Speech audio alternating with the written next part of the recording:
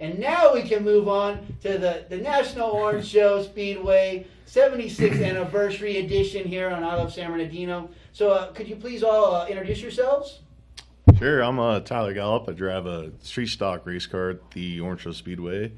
Been racing there pretty much since I started 11 years ago, and I'm a local of Riverside County. I'm from Beaumont area, so San Bernardino and this area has always been home for me too, and look forward to making the 76th year at the Orange Show Speedway a good one for us.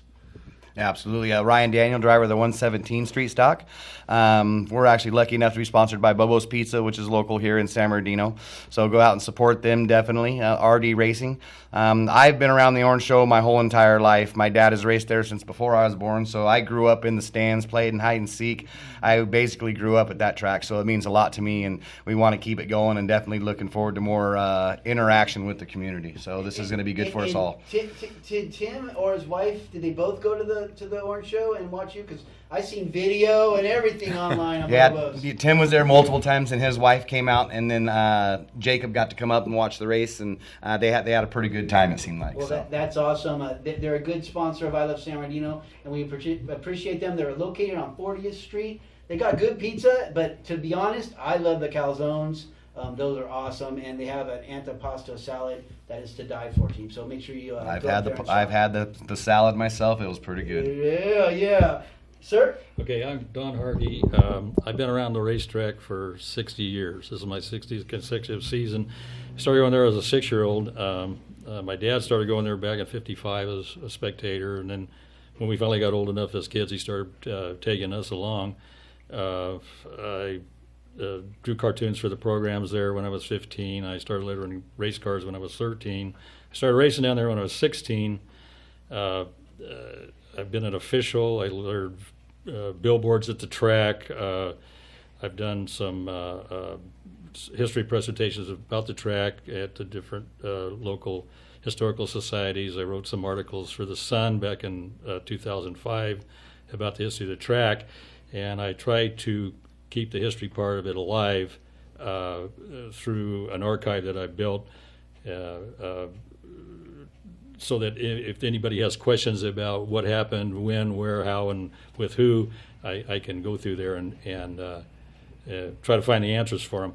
I'm now back as a spectator in the stands where I began as a 6-year-old, and I still enjoy going and being at the place. Just physically sitting there is... Well, I've been going to our Historical Society meetings for quite a while now, and I haven't seen you there, so it's time for you to call Nick Cataldo back up. Yeah, because the last time I did a program there was in 2011, I believe. Yeah, that was just before I started attending, so I'd love to see that there. I mean, and they're always looking for a good presentation. Well, we had a great crowd that night, and actually there were a few champions, unfortunately, that aren't with us now because it's been a long time. Jay East was there.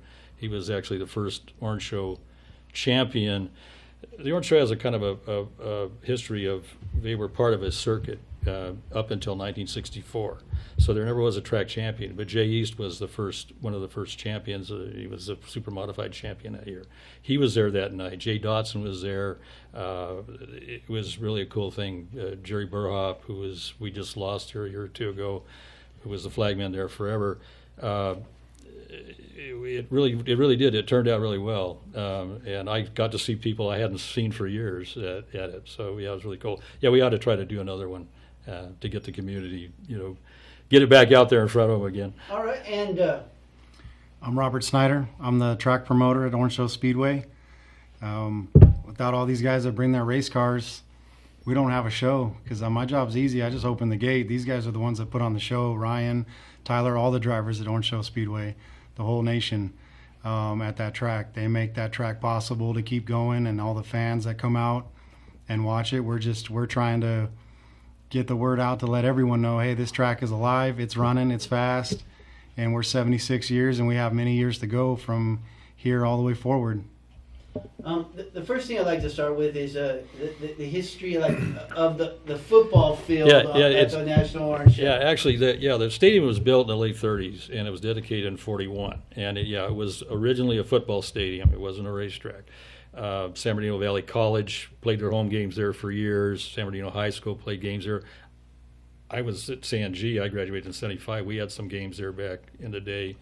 Of course, the war came along, and that kind of things weren't really happening there. But after the war ended, The Vietnam War. no, we're talking World War II. Oh, World War II, okay. I'm sorry. Okay. I'm the old guy here, so that, to me, the war is still World War II. Yeah, World War II. Yeah, there's So- been quite a few. Yeah, quite a few years unfortunately, there. between there. It's a.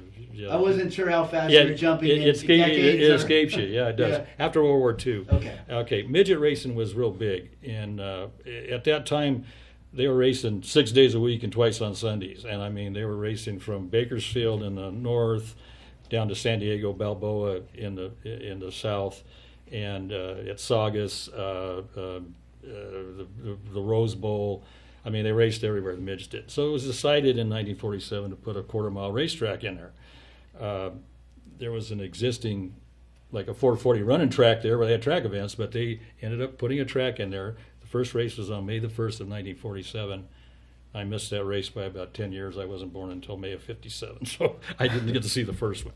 Okay. But from there, they raced originally on Thursday nights, and they would get crowds of upwards of 7,000 people to watch the midgets. A really big deal. By 1948, you had 4 future Indy 500 winners racing there on a weekly basis against each other: Bill Vukovich, Roger Ward, Jimmy Bryan, and Troy Ruttman. And Roger Ward and Bill Vukovich were 2-time winners of the 500. Bill Vukovich was leading his 3rd straight 500 when he was killed in 1955. So How was he killed? in a crash. During the Indy 500, he was leading. And over the years, they yearly they would have like a USAC National Championship midget race there. A.J. Foyt won one there in 1961. Parnelli Jones, who started his career at the Orange Show back in 1953 in the Jalopies, won the first asphalt race in April of '64 when they paved the track, because the track was dirt from 1947 until 1964. Parnelli was the defending Indy 500 champion. Does that raise the speeds that you can go when you add that asphalt? It did. At the time, the midget type cars were turning the dirt track pretty fast on the dirt, but the slower divisions were really pretty slow. Whenever they paved the track, they were about So 2-3 it's a different type of racing. It's a different type of racing. Yeah, very, very, very different. But yeah, but that's going more professional. Right? Well, it's not so much that. It's just that a lot of times when you're in a dirt car, you're sideways part of the time, and you're not just in a straight line like an asphalt car. So they still do a lot of dirt racing? Well, Like, well, you've got the dirt track at Paris. It's Okay. But like I say, my first season was in '63 as a spectator. That was the last season it was dirt until 2013, whenever they decided to put dirt on the track. Only lasted one season. Go back to a dirt track. And the sprint car racing that they put on the events they put on in 2013, I got to say that was some of the best racing I'd ever seen at the track. 'Cause they were sliding and everything. I'd only seen sprint cars on a half mile at Ascot, and then which went away in 1990, and then at Paris Auto Speedway, and I didn't think that a sprint car could put on a good show on the Orange Show. It's a tight quarter mile. The Orange Show is actually like a quarter mile at the wall. I mean, it's small. And those guys, we're talking 410 cubic inch aluminum block sprint cars out there, and those guys, they put on a show. It was crazy. Unfortunately, it just wasn't feasible. The cost, they couldn't get enough support to sponsor-wise and everything else to keep it going, and it only lasted for 1 year. Which is a common problem with every industry Just about everything. that's living off of sponsorships. Yeah. Well, racing is it's pretty much a sponsor-driven from the track itself to the competitors. I mean, it costs a whole lot of money. So I mean, like the huge organizations like NASCAR and stuff, they don't sponsor the smaller tracks, or that's pretty. That's a slippery slope. Now, for years the track was NASCAR sanctioned. Mm-hmm. Art Atkinson brought in the NASCAR sanction in 1966 when he took over the promotion. That lasted until the end of '74, whenever Art they replaced him with Les Richter as the West Coast field manager for NASCAR. I didn't think we would ever see NASCAR at the short track at the Orange Show ever again, but in 1986, NASCAR came in with a weekly racing series where they actually got all the tracks together, Saugus, El Cajon, Ascot. They sanctioned all of them, and they had a rule package where the cars were all alike. Up until that point, every track had different rules, and the reason they do that is to keep their cars at their track. See, they don't want you traveling around. That's not the way it is now, but that's the way it was back then. I never thought I'd see NASCAR come in. They did, and I mean, it got to where, like your dad, Ron Daniel, he could race at Cajon, the Orange Show, Saugus, Bakersfield. His car was legal everywhere, and it was really a good thing. But that went away.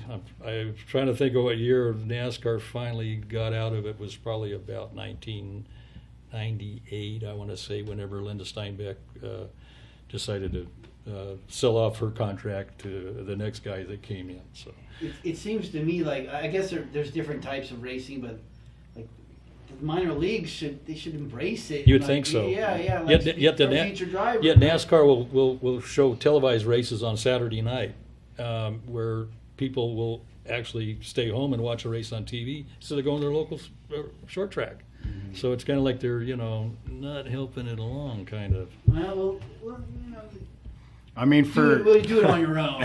For people that don't know, Robert, that Orange Show has a lot of history of people that we watch, drivers that we see on TV. Kurt Busch, Kyle Busch, Ron Hornaday, Kevin Harvick. They've ran at the Orange Show Speedway the beginning years of their career. Daniels. Ryan Tyler Gallup. Tyler Gallup. Yeah. No, we've had big names through the years of the track that have come through the Orange Show that were. I mean, Kurt Busch was an ASA speed truck. He was 17 years old. Yeah. Picture in the winner's circle with his dad. Look at him. 25. I think he's 42 now. 25 years later, retired from NASCAR. But we've had the names come through that track that people don't realize the what that track has brought. Seems like some letters need to go to these guys. We've like, got gone two Hall of Famers that came from the Orange Show. Yes. Hornaday and Baldwin. Yeah, Ivan Baldwin. Ivan Baldwin was another one. Have them write NASCAR, be like, hey. There were other Hall of Famers that raced. Herschel McGriff back in the Winston West days.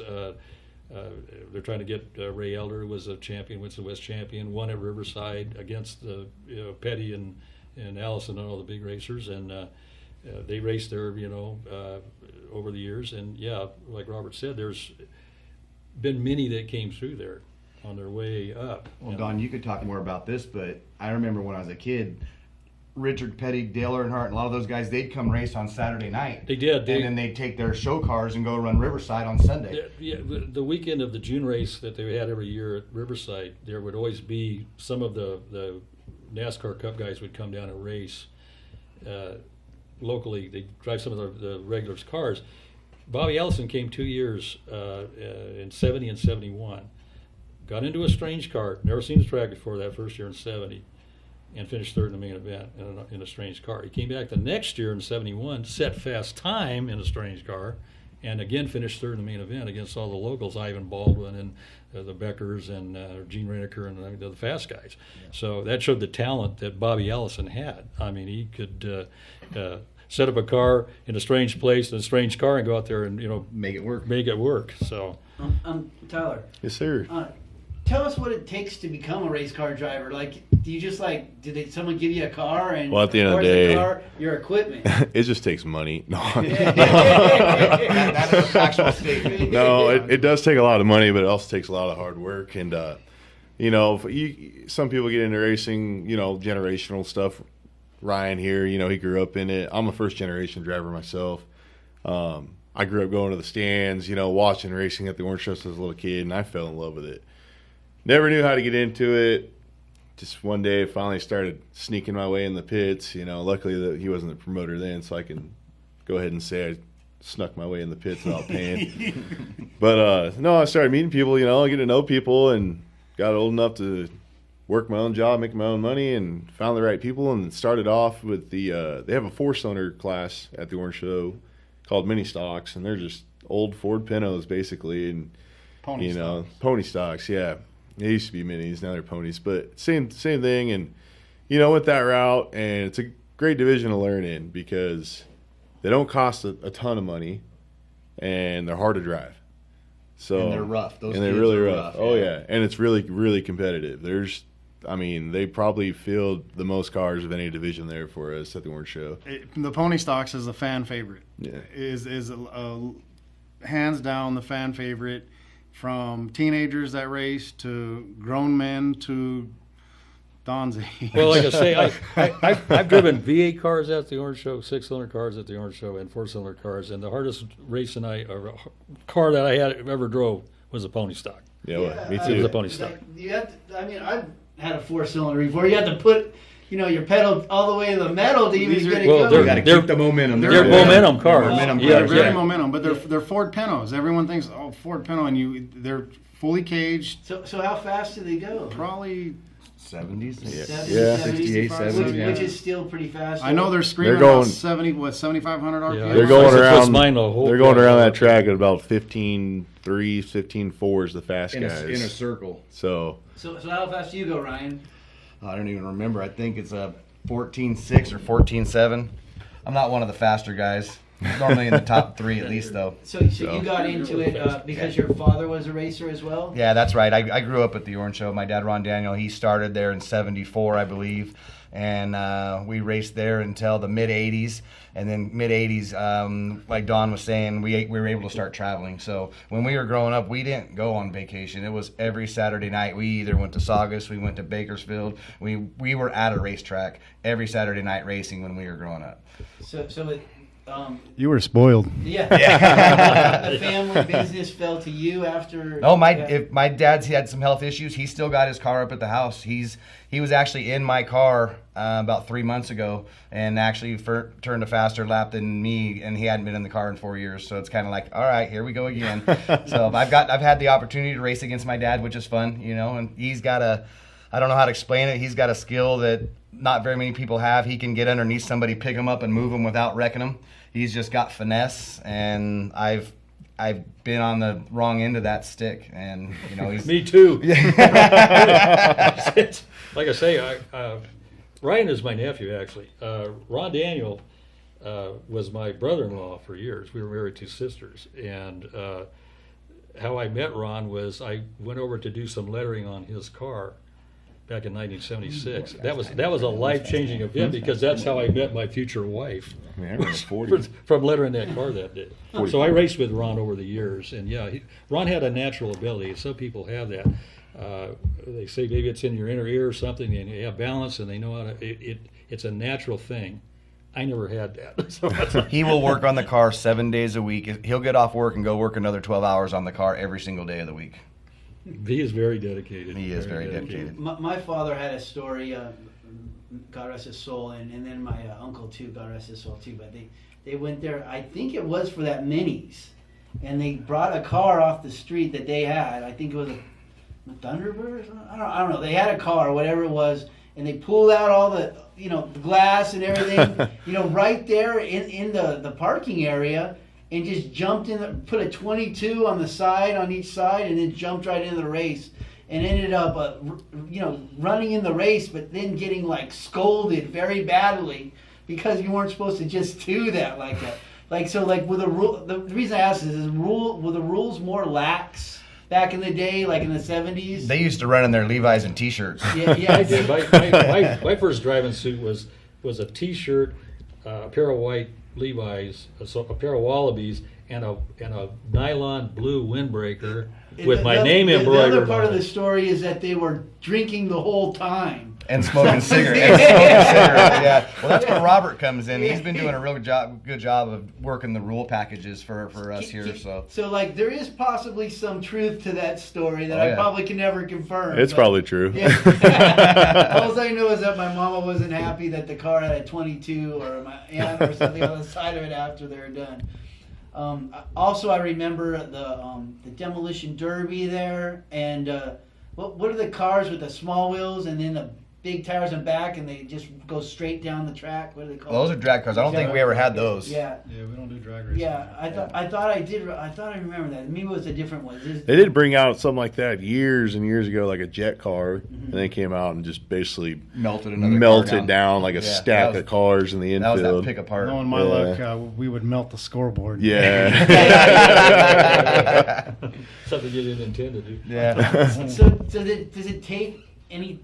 I'm sure it does, but not to say this negatively. But what kind of ability does it take to be a driver?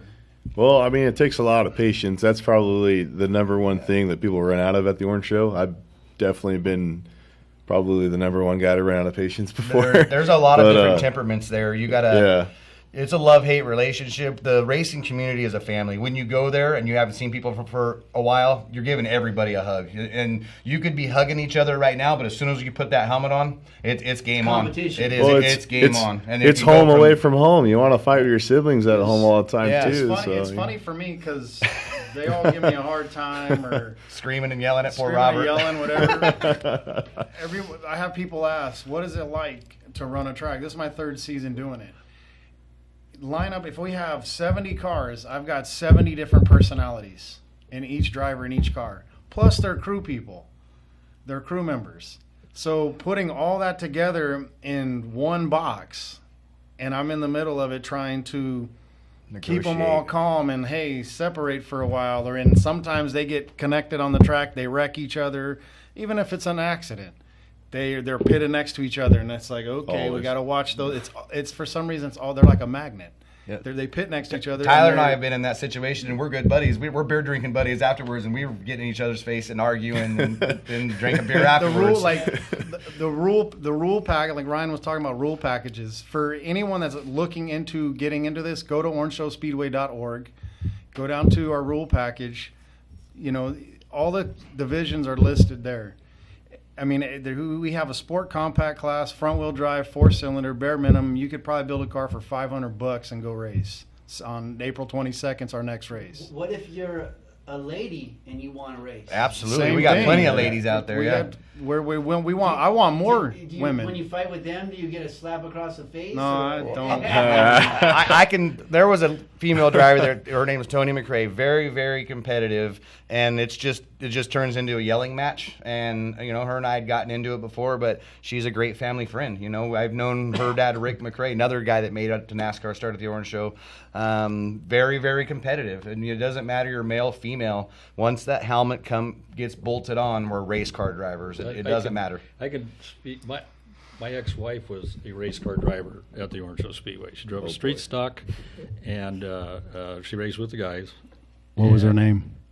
Well, her name was Terry Griffith at the time, and then she was Terry Harkey, and now she's somebody else. So, but anyways, you would not know that was a girl out there racing with the guys, and believe me, you did not want to make her mad because she'd hold her own. Can believe me. you say pee her off on the radio? Yeah, I mean, she would give it as well as taking it. But yeah, like I say, you did not know, except you'd see this long red hair Yeah. in the car. I mean, she just looked like one of the rest of the guys out there racing.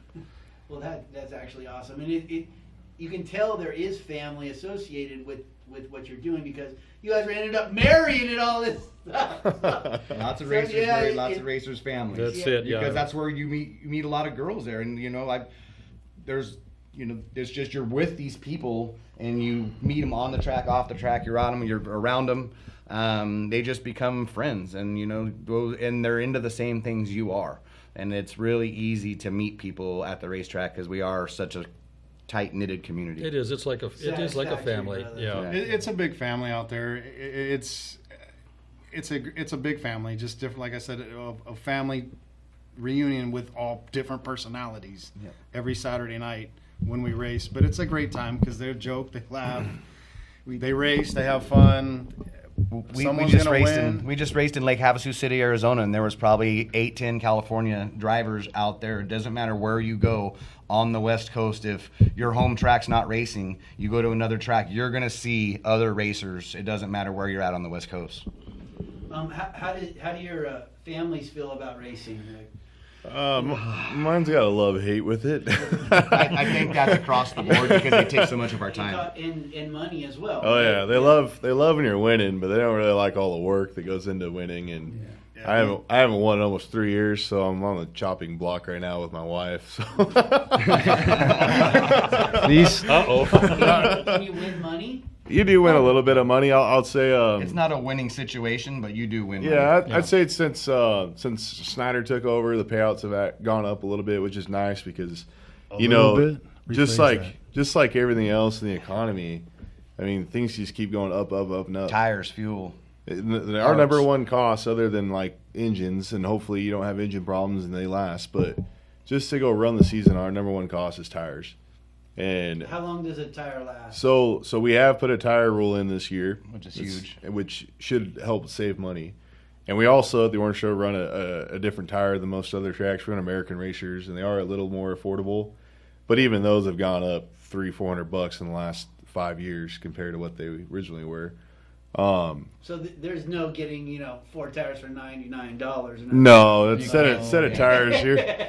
It's about $700 for a set of tires, and before the rule though, if you wanted especially you want to be competitive, you have to buy. If Ryan and I were at a points hunt at the end of the year, and I see him go buy tires, guess what? I'm going to go buy tires. So there was, if you got the funds to do it, you'd be buying tires every week, every 2 weeks, because like Snyder just said, I mean, fresh rubber makes you go fast. 0.3 of a second make a big difference. So. It's always made a difference. When I started there driving 50 years ago, that tire is the same thing. Mm-hmm. It was the people that could afford to put new rubber on their cars were the guys that were going to win. Yeah. What about the maybe I shouldn't talk about it, but what about the weight of the car? Like for horse racing, you have smaller jockeys. Each division we do have. Yeah. Each division we race, from pro late models, street stocks, pony stocks, sport compacts, legends, even the kids race. We have a bandolero division for kids. I believe it's 12 and under, I believe. 11, 12, yeah. 11 or 12 and under, from 6 to 12. Do they go faster than the adults? They go. They get around. They haul some tail. They do. They but haul it. Each division has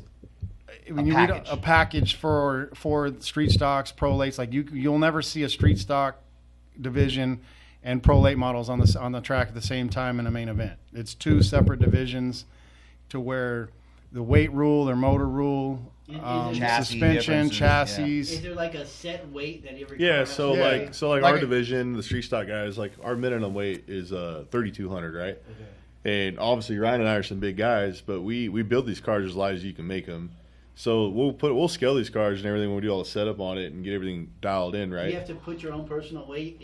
So that 3,200 includes the driver, plus there's a left side weight too, where you can't be over. I think ours is 54%. Yeah. So if you eat too many ribs, do you have to take off a fender? Oh yeah, you might. No, actually, no. We carry a lot of ballast in the cars.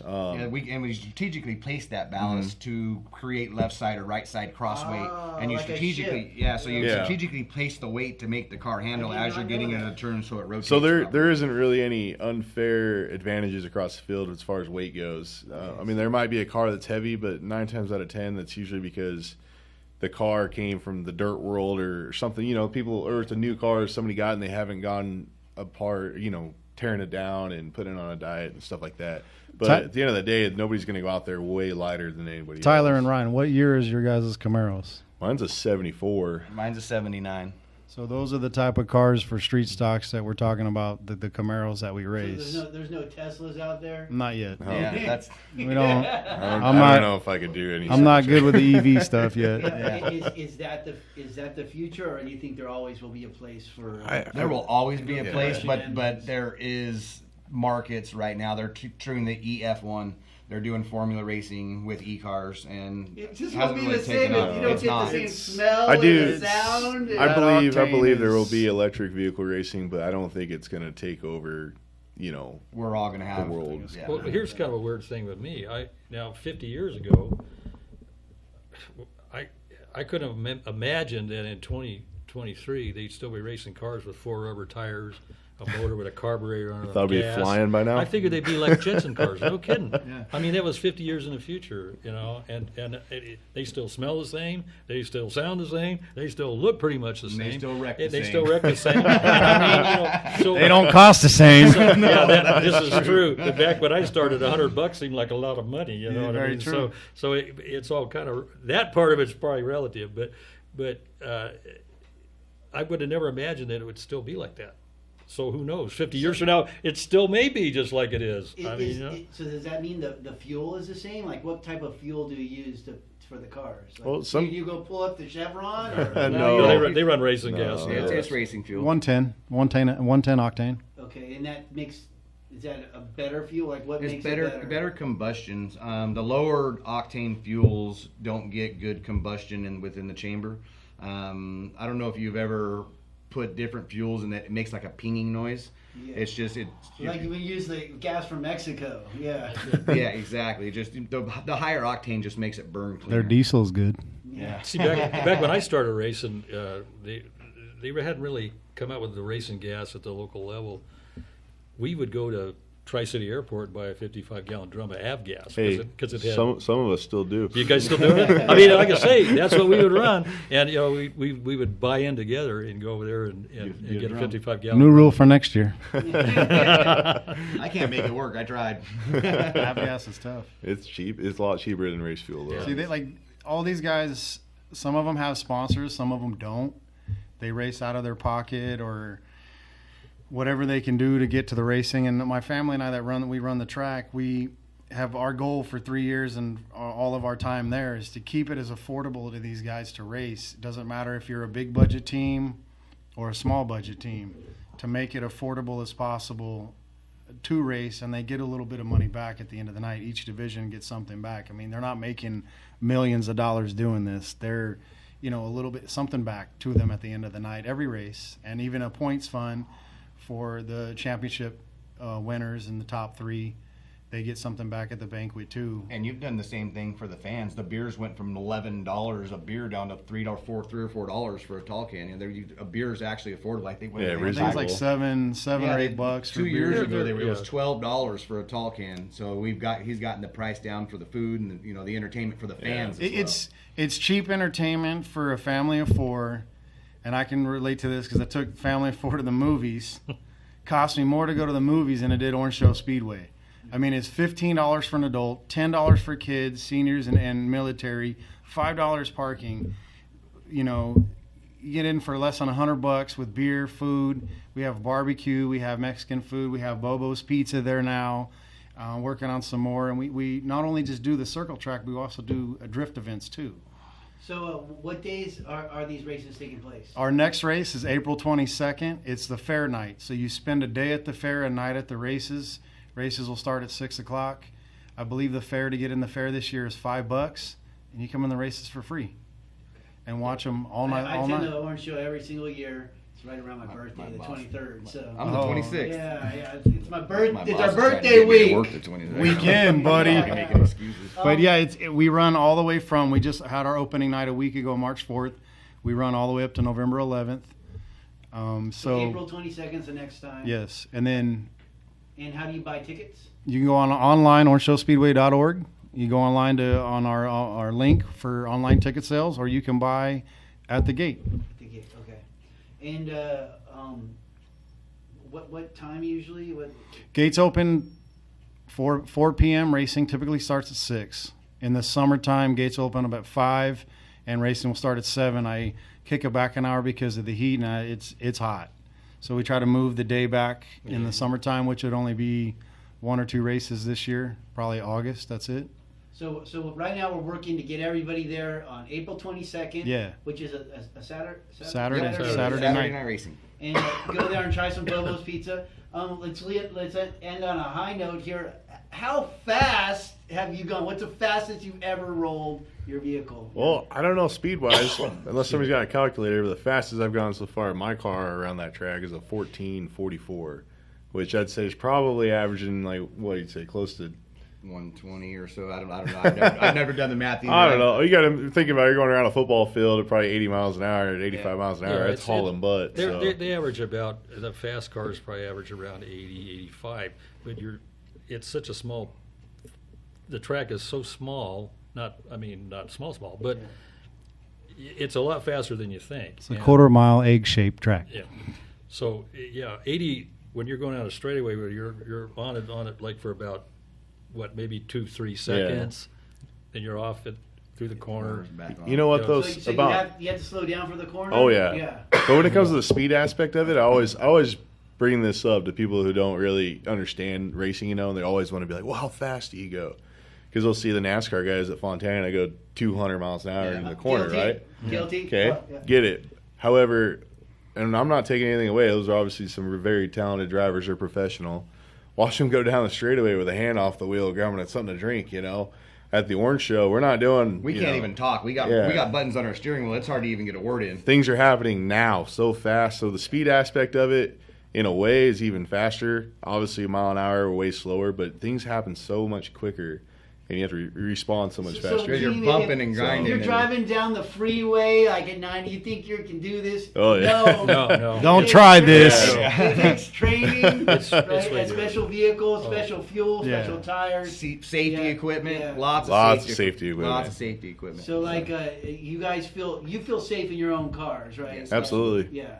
We're buckled in tight. I mean, it's. And when was the last crash? Ooh, I don't want to talk about that. Yeah. Was it you? Yeah. We've all had a crash. Yeah, We've all had a crash. Is crash. part of Is it. that Crashing scary? Is part it of embarrassing? Well, I raced my circle track car in a figure 8 race and got T-boned in the intersection. So that wasn't smart. It just depends on if you do it on purpose or not. Yeah, so if you do it on purpose, you can get in trouble. Absolutely. Yeah, if you intentionally do it, you can get some. And that's where the competition sometimes comes in, right? Oh, yeah. But most of the time, it's accidental. Right, yeah, you're not trying to crash. You're trying to race clean and have money. a race. But crashing does happen. Yeah, because you don't want to die either, right? No. Yeah, no, you don't want to tear up your equipment. You don't want to tear up your equipment. I call it running out of real estate. Yeah, running out of talent too. Yeah. So Yep. you just don't want to tear up your equipment because we work Costs on too these much things money. 40 hours a week after our 40 or 50 hour a week